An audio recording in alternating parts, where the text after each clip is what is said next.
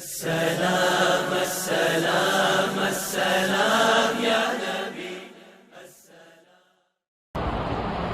السلام علیکم ورحمۃ اللہ وبرکاتہ نحمده ونصلي ونسلم على رسوله الكريم اما بعد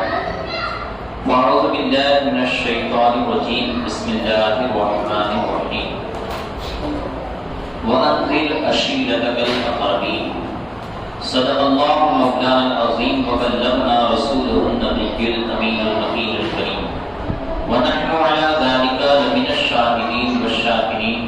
والمطمئنين والحمد لله رب العالمين. آئیے نہایت ہی ادب اور احترام کے ساتھ ساری کائنات کے رہبر عقیدت میرے اور آپ کے پیارے آقا جناب محمد مصطفیٰ حضرت محمد مصطفیٰ صلی اللہ تعالی علیہ وآلہ وسلم کی بارگاہ گہرناز میں اپنی غلامی کا ثبوت پیش کرتے ہوئے بآواز سے بلند یہ درود پاک پیش کیجیے پڑھیے اللہم صلی علی سیدنا و مولانا محمد وعلی آل سیدنا مولانا محمد مبارک وسلم صلاۃ و سلام علیک یا رسول اللہ صلی اللہ تعالی علیہ وسلم. اللہ رب العزت کا نہایت ہی فضل و کرم اور اس کا احسان عظیم ہے کہ رب کائنات نے مجھے اور آپ کو نبی رحمت صلی اللہ علیہ وسلم کا جشن منانے کی غرض سے اپنے پیارے گھر مسجد میں جمع فرمایا. اللہ رب العزت ہمیں ہمیشہ اپنے محبوب کا ذکر کرنے کی توفیق عطا فرمائے, آپ کی سچی پکی محبت عطا فرمائے. اعلیٰ حضرت نظیم البرکت رحمت اللہ تعالی علیہ ارشاد فرماتے ہیں ان کی مہک نے دل کے گنجے کھلا دیے ہیں, ان کی مہک نے دل کے گنجے کھلا دیے ہیں, جس راہ چل گئے ہیں کوچے بسا دیے ہیں, جس راہ چل گئی ہیں کوچے بسا دیے ہیں. اور جب آ گئی ہیں جوش رحمت پہ ان کی آنکھیں, جب آ گئی ہیں جوش رحمت پہ ان کی آنکھیں, جلتے بجھا دیے ہیں روتے ہنسا دیے ہیں, جلتے بجھا دیے ہیں روتے ہنسا دیے ہیں. اور ایک دل ہمارا کیا ہے آزار اس کا کتنا, ایک دل ہمارا کیا ہے اور آزار اس کا کتنا, تم نے تو چلتے پھرتے مردے جلا دیے,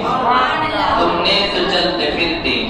مردے جلا دیے ہیں. اور ان کے نثار کوئی کیسے ہی رنج میں ہو, ان کے نثار کوئی کیسے ہی رنج میں ہو, جب یاد آ گئے ہیں سب غم بھلا دیے ہیں, جب یاد آ گئے ہیں سب غم بھلا دیے ہیں. اور ہم سے فقیر بھی اب پھیری کو اٹھتے ہوں گے, ہم سے فقیر بھی اب پھیری کو اٹھتے ہوں گے. اب تو غنی کے در پر بستر جما دیے ہیں, اب تو غنی کے در پر بستر جما دیے ہیں. اور اسرا میں گزرے جس دم بیڑے پہ قدسیوں کے, اسرا میں گزرے جس دم بیڑے پہ قدسیوں کے, ہونے لگی سلامی پرچم جھکا دیے ہیں, ہونے لگی سلامی پرچم جھکا دیے ہیں. آنے تو یا ڈبو دو اب تو تمہاری جانب, یا رسول اللہ آنے تو یا ڈبو دو اب تو تمہاری جانب. کشتی تمہیں پہ چھوڑی لنگر اٹھا دیے ہیں, کشتی تمہیں پہ چھوڑی لنگر اٹھا دیے ہیں. دلہا سے اتنا کہہ دو پیارے سواری روکو, دلہا سے اتنا کہہ دو پیارے سواری روکو. مشکل میں ہے براتی پرخار وادیوں میں, مشکل میں ہے براتی پرخار, مشکل میں ہے براتی پرخار وادیے ہیں. اللہ کیا جہنم اب بھی نصرت ہوگا, اللہ کیا جہنم اب بھی نصرت ہوگا. رو رو کے مصطفیٰ نے دریا بہا دیے ہیں, رو رو کے مصطفیٰ نے دریا بہا دیے ہیں. اور میرے کریم سے گر قطرہ کسی نے مانگا, میرے کریم سے گر قطرہ کسی نے مانگا, دریا بہا دیے ہیں دربے بہا دیے, دریا بہا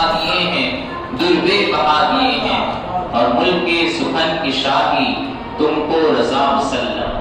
ملک سخن کی شاہی تم کو رضا مسلم، جس سمت آ گئے ہو سکے بٹھا دیے ہیں، جس سمت آ گئے ہو سکے بٹھا دیے ہیں، ان کی مہک نے دل کے گنچے کھلا دیے ہیں، جس راہ چل گئے ہیں کوچے بسا دیے ہیں۔ درود پاک پڑھیے اللہم صلی علی سیدنا و مولانا محمد وعلی آل سیدنا مولانا محمد بارک وسلم۔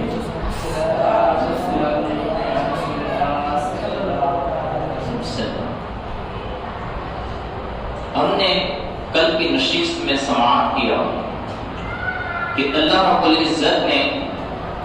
نبی پاک صلی اللہ علیہ وسلم کو جب حکم دیا کہ اپنے قریبی رشتہ داروں کو ڈرائیے، پھر آقا رحمت صلی اللہ علیہ وسلم نے پہلے جو آپ کی تبلیغ کا جو طریقہ تھا 3 سال تک پوشیدہ طور پر تبلیغ کا طریقہ، اور اس کے بعد پھر آپ نے اس فرمان عالی وَأَنذِرْ عَشِيرَتَكَ الْأَقْرَبِينَ پر عمل کرتے ہوئے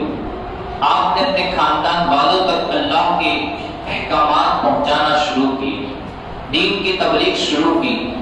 انہیں بشارت اور ڈر سنائے اور انہیں ایک اللہ کی عبادت کا حکم عطا فرمایا۔ ان لوگوں نے مانا نہ مانا، لیکن نبی پاک صلی اللہ علیہ وسلم اپنی کوشش کو جاری رکھے، یہاں تک کہ پھر آقا رحمت صلی اللہ علیہ وسلم نے پورے مکہ والوں کو جمع کیا اور ان کے سامنے بھی اللہ کے دین کا پیغام رکھ دیا۔ اب بات یہ ہو گئی کہ مکہ کے ہر گھر کے اندر نبی پاک صلی اللہ علیہ وسلم کا چرچا ہونے لگا۔ جس گھر کے اندر بھی جاؤ، جہاں پر بھی 2 آدمی کھڑے ہوتے، جہاں پر بھی کچھ لوگ جمع ہوتے، تو ان تمام کے حالت یہ ہوتی کہ وہ کوئی بھی بات چیت کرتے تو آقا رحمت صلی اللہ علیہ وسلم ہی کا توفیق ہوتا، اور نبی پاک صلی اللہ علیہ وسلم ہی کی ذات پر کچھ نہ کچھ بات چیت کرتے ہوئے نظر آتے۔ اب انہوں نے دیکھا کہ اب کوئی دین ایسا نہیں ہے، یہاں تک کہ کوئی دین ایسا نہیں تھا کہ جس میں لوگ اپنا دین چھوڑ کر دین اسلام کو قبول نہ کرتے ہو۔ نبی پاک صلی اللہ علیہ وسلم کی وہ پیاری پیاری صورت اور ساتھ ہی میں آپ کا سب سے حسین اخلاق اور سب سے اعلیٰ کردار، اور پھر اس پر بھی سونے پر سہاگا یہ کہ اللہ کا کلام بھی کتنا پیارا، اور وہ بھی نبی رحمت صلی اللہ علیہ وسلم کی پیاری زبان سے اس کی تلاوتیں جب ہوتی تو لوگ اسے جب سنتے تو سنتے رہ جاتے، اور گویا کہ وہ انہیں ایک رس گھولنے کی طرح ہو جاتا، اور ساتھ ہی ساتھ انہیں چاشنیاں پہنچتی رہتی، جس سے وہ تمام لوگ نبی پاک صلی اللہ علیہ وسلم کے گرویدہ بن جاتے، اور آقا رحمت صلی اللہ علیہ وسلم کی شکل و صورت، آپ کا عظیم کردار، اور ساتھ ہی ساتھ کلام مجید کے اثرات، یہ انہیں دین اسلام کی قبول کرنے پر مجبور کر دیتے تھے۔ یہ ایسی چیز تھی جس چیز کو انہوں نے پہلے کبھی محسوس نہ کیا تھا، تو یہ چیز انہیں دین اسلام کا گرویدہ اور عاشق بنا دیتی۔ اب ادھر کفار و مشرکین تھے، انہوں نے دیکھا کہ دن بدن دین اسلام کی تعداد بڑھتی جا رہی ہے، اور اس کے ماننے والوں کی تعداد بڑھتی جا رہی ہے، اور یہاں پر اگر یہ تمام لوگوں نے دین اسلام کو قبول کر لیا تو پھر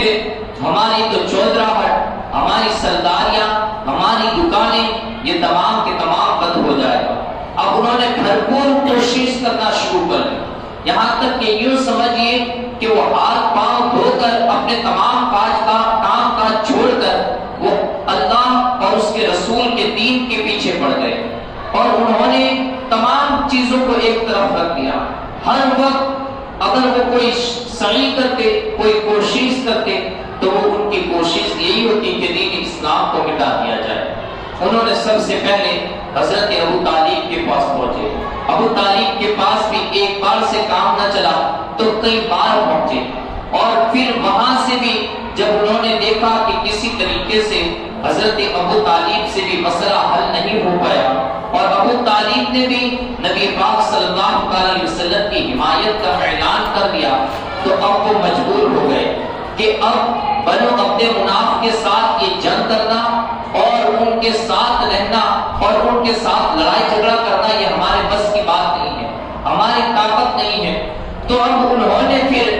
اپنے حساب سے سوچا کہ ایسا کرتے ہیں کہ نبی پاک صلی اللہ علیہ وسلم سے خود ہی بات کرتے ہیں، چونکہ وہ لوگ تو آقا احمد صلی اللہ علیہ وسلم کو آپ کے نام سے پکارتے تھے۔ کہا کہ چلو محمد سے ہی بات کرتے ہیں، ہو سکتا ہے کہ وہ ہماری بات کو سمجھ جائے۔ کہتے ہیں ایک دن کفار مکہ کا ایک وفد اسی طریقے سے بیٹھا ہوا تھا اور وہاں پر عتبہ بن ربیعہ جو قریش کے بڑے سرداروں کے اندر جس کا نام شمار ہوتا تھا وہ بھی وہاں پر بیٹھا ہوا تھا، اور دوسرے بھی بڑے بڑے سرداران قریش یہ وہاں پر بیٹھے ہوئے تھے۔ جب انہوں نے دیکھا کہ تمام سردار یہاں موجود ہیں اور پھر انہوں نے نبی پاک صلی اللہ علیہ وسلم کی بات بھی وہیں پر چھڑ گئی، اور جب وہ دین اسلام کی بات کر ہی رہے تھے، نبی رحمت صلی اللہ علیہ وسلم کی بات کر ہی رہے تھے کہ اتنے ہی وقت کے اندر اتفاق سے آقا رحمت صلی اللہ علیہ وسلم بھی حرم کعبہ میں تشریف لیا ہے۔ آپ بھی ایک گوشے میں بیٹھ کر یاد الہی میں مصروف ہو گئے۔ اب اس طرف سے عتبہ بن ربیعہ نے کہا کہ اگر تم لوگ مجھے اجازت دو تو میں جاؤں اور محمد سے بات کر کے آؤں صلی اللہ علیہ وسلم، تاکہ میں ان سے بات کروں اور ان کے سامنے کچھ اپنی تجاویز، کچھ شرطیں رکھوں، کچھ شرائط رکھوں، کچھ اسے نصیحت کروں۔ ہو سکتا ہے کہ اسے میری تجاویز میں سے کوئی ایک تجویز پسند آ جائے اور وہ اپنے اس فتنے اور اس کے اس فتنے اور فساد سے ہمیں نجات مل جائے۔ اب عتبہ بن ربیعہ کو تمام نے تیار کر دیا، کہا ہاں آپ جاؤ، چونکہ آپ اہل کلام میں سے بھی ہو، آپ بات چیت بھی اچھے طریقے سے کرنا جانتے ہو، کہا کہ جاؤ۔ اور ابو ولید، اس کی کنیت ابو ولید تھی، کہا کہ ابو ولید اٹھیے اور جائیے اور ان سے بات کر کے آئیے۔ اب وہ وہاں سے عتبہ بن ربیعہ اٹھا اور نبی پاک صلی اللہ علیہ وسلم جہاں پر عبادت کر رہے تھے وہاں جا کر بیٹھ گیا۔ نبی پاک صلی اللہ علیہ وسلم اس کی طرف مخاطب ہوئے تو کہا اے عتبہ کس لیے آئے ہو؟ تو اس نے کہا کہ اے میرے پیارے بھتیجے، حسب اور نسب کے اعتبار سے ہم تمام جانتے ہیں کہ تم سب سے اعلیٰ ہو، یعنی حسب کے اندر تمہارا کوئی بھی برابر نہیں ہے، اور ساتھ ہی ساتھ تم قریش کے ایک عظیم خاندان کی ایک عظیم شاخ کے بیٹے ہو۔ کہا کہ اس اعتبار سے تم بڑے ہی مقام اور مرتبے والے ہو، لیکن تم نے اپنی قوم کو ایک بڑی مصیبت کے اندر مبتلا کر دیا ہے۔ تم نے اس طریقے کا ایک پیغام لائے ہو اور ایسا فتنہ لائے ہو کہ جس سے پوری تمہاری قوم یہ پریشان ہو چکی ہے۔ لیکن اب یاد رکھو، اور انہوں نے اس نے یہ بھی کہا کہ تو اپنے آباء و اجداد کو یہ گمراہ کہتے ہو، تو نے ہمارے معبودان کو یہ تو نے باطل قرار دیا ہے جن کی برسا برس سے عبادت ہو رہی تھی، تم ہمیں احمق اور بے وقوف سمجھتے ہو۔ اس نے یہ باتیں جاری رکھتے ہوئے کہا، تو پھر اس نے کہا کہ میں تمہارے سامنے چند تجاویز پیش کرتا ہوں، ہو سکتا ہے کہ تم ان میں غور و فکر کرو اور کوئی ایک تجویز تمہیں پسند آ جائے تو ہمارا جو مسئلہ ہے وہ ختم ہو جائے۔ اور نبی پاک صلی اللہ علیہ وسلم نے ارشاد فرمایا، کہا بتاؤ تمہاری تجاویز کون سی ہے، میں سن رہا ہوں۔ عتبہ کہنے لگا کہ پہلی تجویز یہ ہے کہ اگر یہ سب کچھ جو تم کر رہے ہو، اگر یہ مالدار ہونے کے لیے کر رہے ہو، تو ہم تمام قبائل والے تمہارے پاس اتنا مال جمع کر دیتے ہیں کہ تم پورے ملک عرب کے اندر سب سے بڑے امیر ہو جاؤ گے، اور کئی برسوں برس تک تمہیں کمانے تک کی بھی ضرورت نہیں پڑے گی، ہم تمہارے پاس اتنا مال جمع کر دیتے ہیں۔ پھر دوسری تجویز اس نے پیش کی، کہا کہ اگر تمہارا مقصد یہ ہے، یہ تمام باتیں کرنے کا اور لوگوں کے اندر یہ فتنہ پھیلانے کا مقصد یہ ہے کہ تم تمام قبیلوں کا سردار بننا چاہتے ہو، تو کہا کہ ہم تمام قبیلے کے سردار تمہیں اپنا سردار بنا دیتے ہیں اور تمہیں سیادت کا تخت بھی سپرد کر دیتے ہیں، لیکن تم اس چیز سے باز آ جاؤ۔ کہا کہ تیسری شرط یہ ہے کہ اگر تم چاہتے ہو، تیسری تجویز یہ ہے کہ اگر تمہارا مقصد یہ ہو کہ تم پورے ملک عرب پر حکمرانی کرو، تم بادشاہ بنا دیے جاؤ، کہا کہ ہم پورے عرب کے لیے تمہاری جانب سے جنگ و جدال کریں گے اور تم کو ہم اپنا بادشاہ بھی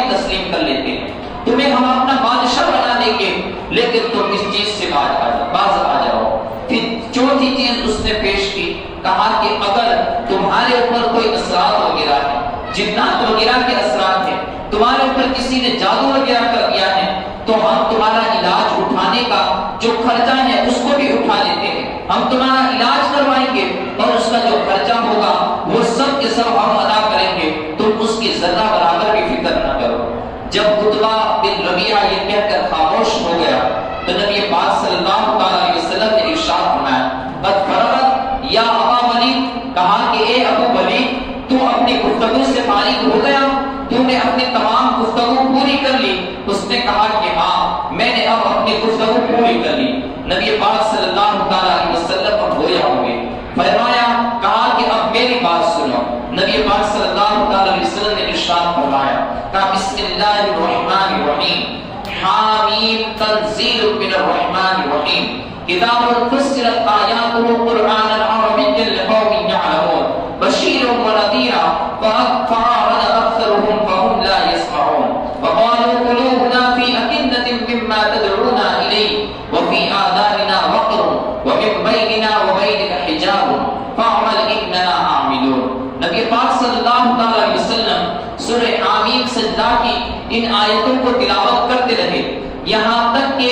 سجدے کی آیت تک آپ نے اس کی تلاوت کی اور پھر آپ نے خود بھی سجدہ فرمایا. سجدہ فرمانے کے بعد آپ پھر اس کی طرف مخاطب ہوئے. کہا کہ اے عتبہ اے ابو ولید تمہیں جو سننا تھا وہ میں نے تمہیں سنا دیا ہے. وہ پیغام اللہ کا کیا تھا؟ اللہ نے ارشاد فرمایا حامیم، یہ قرآن مجید جسے نازل کیا گیا ہے وہ رحمان الرحیم کی طرف سے ہے. کتاب مفصلت، یہ کتاب ایسی ہے کہ جس میں آیتوں کو تفصیل سے بیان کیا گیا ہے. قرآن عربی، یہ قرآن عربی زبان میں ہے. لقوم یعلمون، ایک جاننے والی قوم کی جانب اور ایک علم و فہم رکھنے والی قوم کے لیے. بشیر و نذیرا، اس میں بشارتیں ہیں اور ڈر کی خبریں ہیں کہ جہنم کے عذاب سے انہیں ڈرایا گیا ہے. فَعَرَضَ أَكْثَرُهُمْ، لیکن ان میں سے اکثر اس سے منہ کو پھیرتے ہیں. فَهُمْ لَا يَسْمَعُونَ، وہ اس سے قبول نہیں کرتے ہیں. وَقَالُوا قُلُوبُنَا، اور وہ لوگ کہتے ہیں کہ ہمارے دل یہ پردوں کے اندر لپٹے ہوئے ہیں. مِمَّا تَدْعُونَ إِلَيْهِ، اس چیز کی جانب سے جس کی طرف تم ہمیں بلا رہے ہو. وَفِي آذَانِنَا وَقْرٌ، ہمارے کانوں کے اندر گرانی ہے. وَمِن بَيْنِنَا وَبَيْنِكَ حِجَابٌ، اور ہمارے اور تمہارے درمیان ایک پردہ قائم ہے. فَعَمَلْ إِنَّنَا عَامِلُونَ، تو تم اپنا عمل کرو ہم اپنا عمل کریں گے. نبی پاک صلی اللہ علیہ وسلم کلام مجید کی یہ آیت تلاوت کرتے رہے. کہتے ہیں کہ عتبہ بن ربیعہ یہ وہاں پر اپنے ہاتھوں کو ایسے ٹیک لگائے ہوئے بیٹھ گیا. پیچھے کی جانب اس نے ٹیک لگا دیے ہاتھوں کو اور پلاٹھی بال کر وہ بیٹھ گیا. اور نبی پاک صلی اللہ علیہ وسلم کئی دیر تک تلاوت کرتے رہے. وہ تلاوت کو بغور سماعت کر رہا تھا. ایسا لگ رہا تھا کہ جیسے اسے سانپ سن گیا ہو، ایسے کہ جیسے کوئی ممبر یا کوئی محراب یا کوئی ستون قائم کر دیا گیا ہو. اس طریقے سے وہ بیٹھ گیا. وہ نہ ذرہ برابر ہل رہا تھا بلکہ بالکل غور و فکر کے ساتھ پوری توجہ کے ساتھ وہ کلام مجید کی تلاوت کو سماعت کر رہا تھا. نبی پاک صلی اللہ علیہ وسلم نے جب کلام مجید کی تلاوت کو ختم فرمایا تو اب وہ وہاں سے اٹھا. اس نے کوئی بات چیت نہیں کی. جب وہاں سے اٹھا تو وہاں پر قریش کے وہ سرداران جو اپنی ٹولیاں بنا کر ایک جگہ پر بیٹھے ہوئے اس کا انتظار کر رہے تھے کہ ابھی عتبہ آئے گا. وہ کچھ نہ کچھ بات کر کے یا کوئی نہ کوئی تجویز پیش کر کے وہ نبی رحمت صلی اللہ علیہ وسلم کو منانے گا اور وہ آئے گا تو اس سے بات کی جائے گی. کہتے ہیں کہ جب عتبہ آیا تو ان میں سے اکثر لوگوں نے کہا قسم خدا کی یہ عتبہ وہ آ نہیں رہا ہے جو یہاں سے گیا تھا. جو یہاں سے عتبہ گیا تھا ہم دیکھ رہے ہیں کہ عتبہ وہ نہیں ہے جو اب یہاں پر آ رہا ہے. کہتے ہیں اس کا چہرہ بالکل بدل چکا ہے. عتبہ کے اندر کوئی تبدیلی آ چکی ہے. ہو سکتا ہے کہ محمد کا جادو معاذ اللہ رب العالمین یہ اس کے اوپر چل گیا ہو. کہتے ہیں کہ عتبہ آیا اور وہ وہاں پر ان کے پاس آ کر بیٹھ گیا. اس نے کہا خدا کی قسم میں ایک ایسا کلام سن کر آیا ہوں، میں ایک ایسی چیز سن کر آیا ہوں کہ وہ نہ شاعری ہے، وہ نہ جادو ہے، وہ نہ کہانت ہے. اے قوم قریش اگر تم میری بات مانو تو سن لو اور اپنے کان کھول کے سن لو. ان کو ان کے حال پر چھوڑ نتیجہ بہت بڑا نکلنے والا ہے، اس کا نتیجہ بہت بڑا نکلنے والا ہے، تم اس سے کنارہ کش ہو جاؤ، اس لیے کہ اگر عرب کے تمام قبائل مل کر ان کے اوپر حملہ آور ہو گئے اور ان کو اگر انہوں نے ختم کر دیا تو پھر تمہارا جو مقصد ہے وہ پورا ہو جائے گا، لیکن اگر یہ جو میں کلام سن کر آیا ہوں اس کا نتیجہ جو نکلنا ہے کہ وہ پورے عرب کیا پوری زمین پر غالب آ جائے گا، ان کا دین یہ تمام دینوں پر غالب آ جائے گا اور یہ دین پوری دنیا کے اندر پھیل جائے گا، اور اگر اس طریقے سے انہوں نے تمام عرب پر غلبہ حاصل کر لیا اور پورے عرب پر انہوں نے حکومت قائم کر لی، انہوں نے بادشاہت قائم کر لی، تو یاد رکھو اے قریشیوں کہ وہ تمہاری قوم کا ایک فرد ہے، اس کو جو عزت ملے گی وہ عزت تمہیں ہی ملے گی، وہ عزت تمہاری ہی کہلائے گی، اسے جو حکومت ملے گی وہ تمہاری حکومت کہلائے گی، اور تم بغیر کسی محنت و مشقت کے حکومت کے مالک بن جاؤ گے، تم سردار بن جاؤ گے۔ یہ عتبہ کی باتیں سن کر اور عتبہ کی گفتگو سن کر وہ چیخ اٹھے، کہا کہ اے ابو ولید تجھ پر بھی وہ محمد کا جادو چل گیا ہے، اس کا اثر کر گیا ہے جادو، اور ہو سکتا ہے کہ تو بھی اپنے آباء و اجداد کے مذہب سے مرتد ہو گیا ہو۔ ماذ اللہ رب العالمین، نبی رحمت صلی اللہ علیہ وسلم پر ہمارے ماں باپ قربان، ہماری جانیں قربان، آقا رحمت صلی اللہ علیہ وسلم پر ہمارا سب کچھ قربان۔ اب انہوں نے جب یہ بات کہی، کہا کہ عتبہ نے کہا کہ میں نے اپنی رائے تمہارے سامنے رکھ دی ہے، اب تمہاری جو مرضی ہو۔ اسی طریقے سے ایک روایت میں یوں بھی آیا ہے کہ عتبہ جب وہاں پر پہنچا اور اس نے دیکھا کہ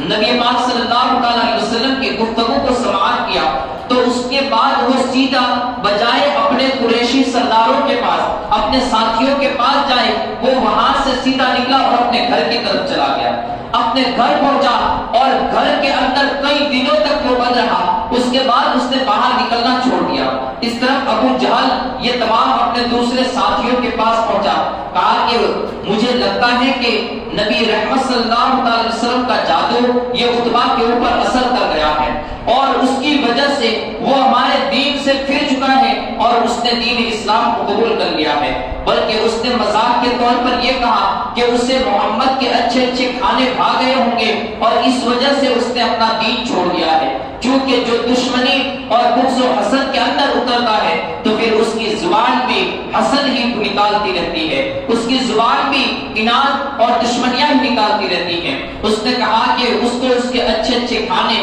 لذیذ کھانے بھا چکے ہوں گے۔ اب وہ تمام کو اس نے جمع کیا، کہا کہ چلو ہم عتبہ کے گھر پر پہنچتے ہیں اور اس سے بات چیت کرتے ہیں۔ اب ابو جہل نے تمام سرداروں کو جمع کیا اور وہ تمام کے تمام عتبہ کے گھر پر پہنچے، عتبہ کے ساتھ انہوں نے بات چیت کی، کہا کہ اے ابو ولید اگر تیرے پاس کھانے کی کچھ کمی آ گئی ہو، تیرے پاس لذیذ کھانے تیرے دسترخوان پر نہ رہے ہو تو ہمیں حکم دے، ہم تیرے پاس ایسے ایسے لذیذ کھانے یہ جمع کر دیں گے کہ تجھے غیروں کے دسترخوان پر جانے کی ضرورت نہیں پڑے گی۔ ہم نے سنا ہے کہ تو نے لذیذ کھانوں کے لیے اپنے آبائی مذہب کو چھوڑ دیا ہے اور تو نے محمد عربی صلی اللہ علیہ وسلم کے دین کو قبول کر لیا ہے۔ اب عتبہ کوئی معمولی شخص نہیں تھا بلکہ مکہ کے سرداروں کے اندر بھی ایک اونچی حیثیت رکھنے والا شخص تھا جس کے پاس مال و دولت کی انبار تھی۔ اس نے کہا بدبختو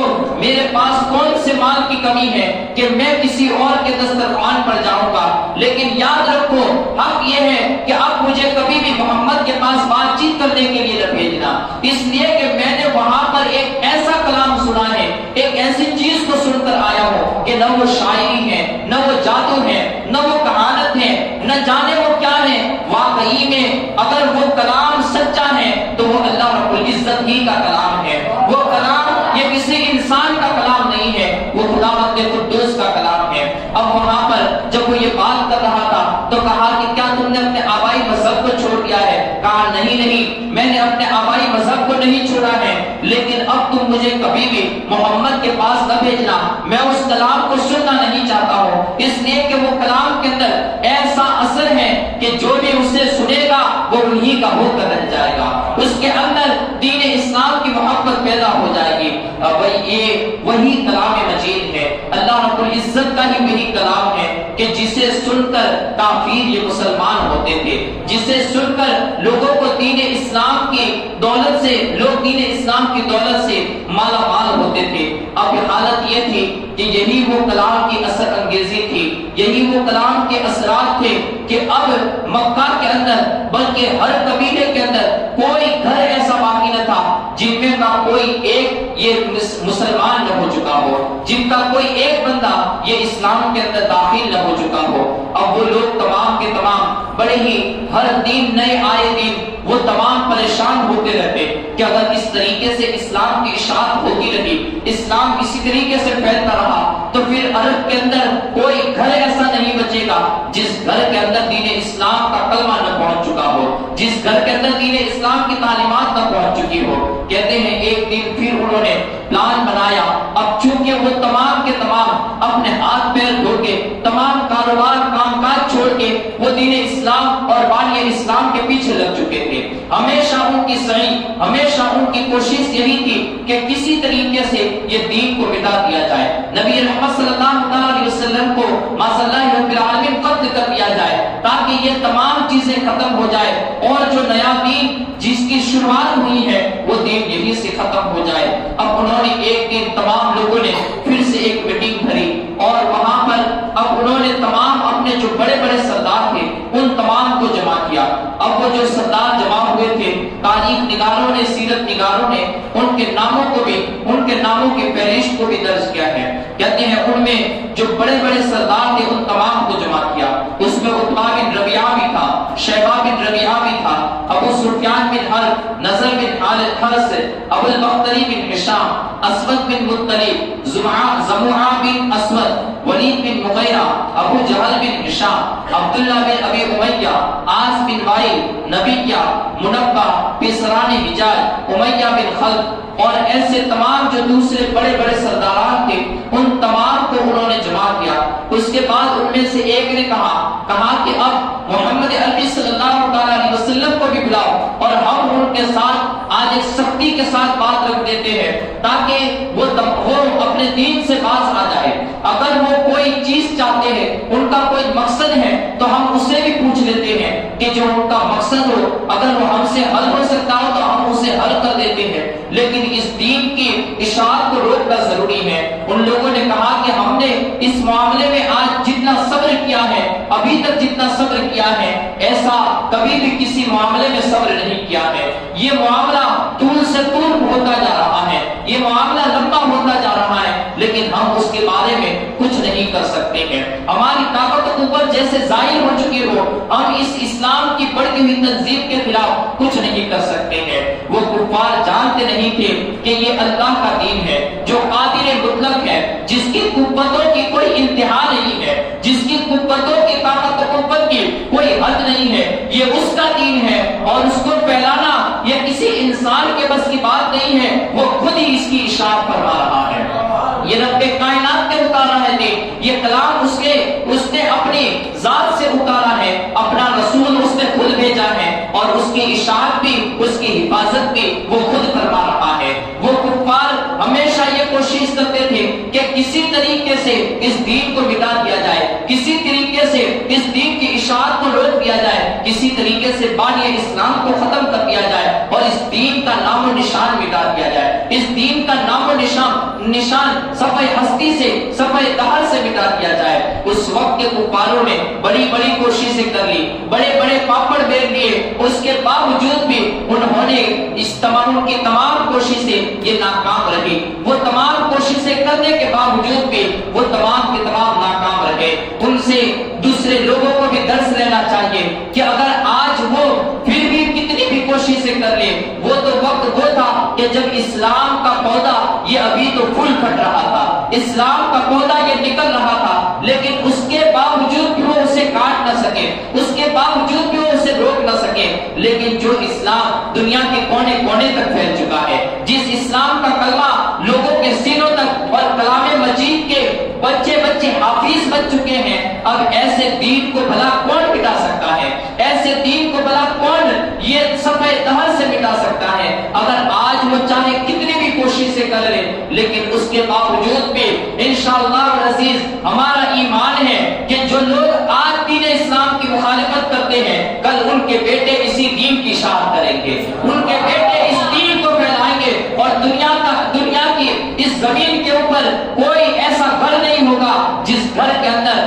محمد عربی صلی اللہ علیہ وسلم کا تذکرہ نہ ہو رہا ہو، دین اسلام کا کلمہ نہ پڑھا جا رہا ہو، جہاں پر کلام مجید کی تلاوت نہ ہو رہی ہو، کوئی گھر ایسا باقی نہ ہوگا جہاں پر اس دین اسلام کا ڈنکا نہ بج رہا ہو۔ گویا کہ لوگوں کو اس سے درس حاصل کرنا چاہیے۔ ان لوگوں نے کہا کہ ہم نے کسی معاملے میں ایسا صبر نہیں